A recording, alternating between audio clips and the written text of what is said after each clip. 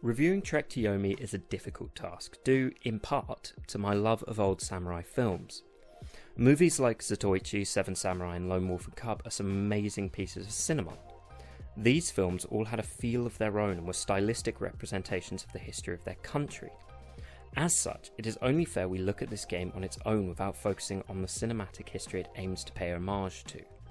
I'm Josh Render from Robot Republic, and let's start looking at Trek to Yomi. Trek to Yomi was released on the 5th of May for all the major consoles by developer Flying Wild Hog. The publisher, Devolver Digital, has a history of games that is slightly different from the norm. This experience is on display here and has helped to mitigate some of the more divisive issues. Okay, enough with the history. Let's grab our katana and explore ancient Japan. I have to be honest, the plot for this game isn't anything special. It doesn't manage to reach the emotional highs that it's clearly aiming for. The plot focuses on Hiroki, a young samurai in the Edo period of Japanese history, as he hunts for the people who slaughtered his village.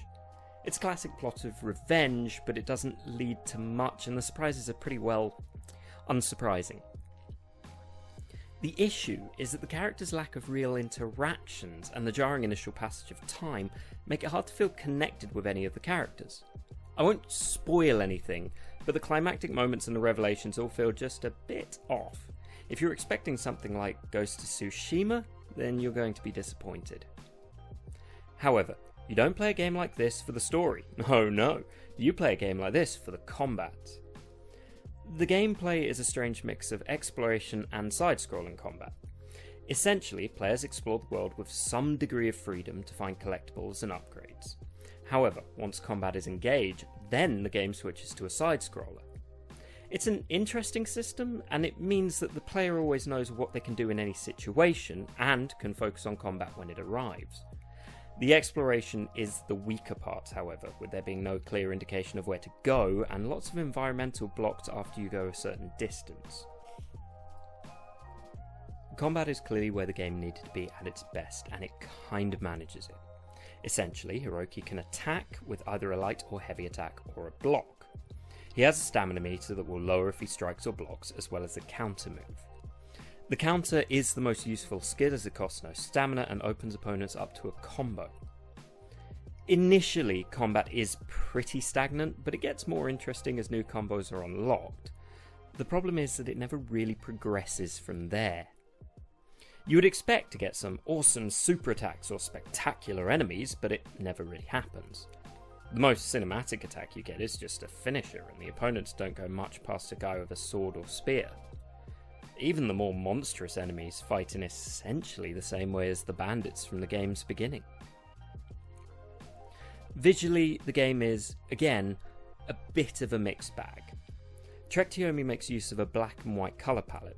This makes sense, considering its aim to pay homage to the films, but it does come with its own issues. Sometimes this art style looks amazing when dealing with the destroyed village, for instance. However, it often means that some of the finer and more interesting details are missed. For instance, there are some horror-themed chapters, but it becomes difficult to differentiate them from the other sequences as there's no change to the colour palette. It is an even bigger issue in combat, and I'll explain why as simply as I can. The signal to counter is a small flash of light on the opponent's sword.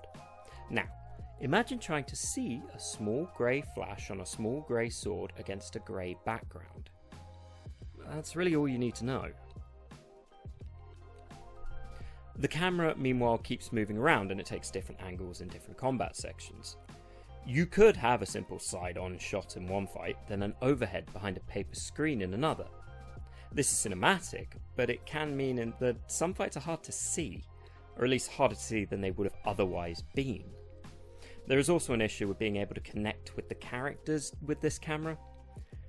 This is due to the distance the camera keeps from the main cast and the lack of any real facial animation. In truth, they almost appear as dolls to the player. Now, it might sound like I hate this game, what with its myriad of issues, but the truth is I kind of don't. You see, if we look at it without the examples of what it's trying to ape, then yes, it's not a fantastic game. However, if you love those old movies, then this is everything those are. Those films weren't particularly emotive, the action was very muted and the plot was often very simple. These were the aspects that fans love, and Trek to Yomi knows this. However, for all that, the combat is irritating to play, and it does become dull after a while. If you're not someone invested in the old samurai movies, then it will probably have an issue holding your attention for long. If you are a fan though, this might be the perfect love letter for you to enjoy. Thanks for joining us on our Trek to Yomi review. If you like what you saw, then please give us a like and a subscribe, it really helps us out and helps the channel to grow. We also have written online reviews that are always worth checking out if you prefer to read rather than to listen to my sultry tones. Have a good one, bye!